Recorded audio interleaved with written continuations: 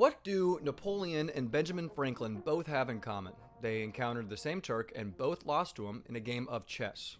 It wasn't just a man though. It was the first ever artificial intelligence. A robot that traveled the world taking on challengers and rarely losing.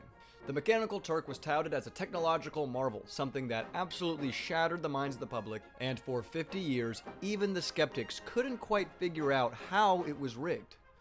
There was some claims of a hidden man exiting the robot, but the majority just took the challenge and showed up to face it. It was unstoppable. Built in 1770 by Hungarian engineer Wolfgang von Kempelen to impress the Empress of Austria, it worked like a charm, and mania regarding the Mechanical Turk exploded all throughout Europe. The machine itself was designed to mislead anyone suspicious of a hoax.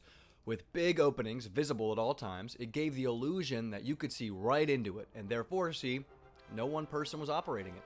Just skiers.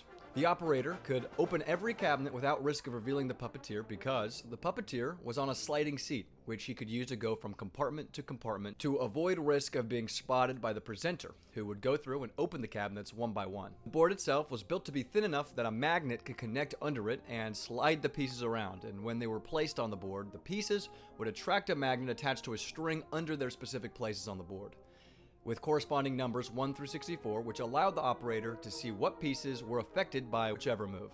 This robot dominated the chess world until, in 1826, the Turk came to America, and in the crowd, one man saw right through it. Unfortunately for Johann Maisel, the owner of the robot after the death of Wolfgang, the man who was calling BS was a young Edgar Allan Poe.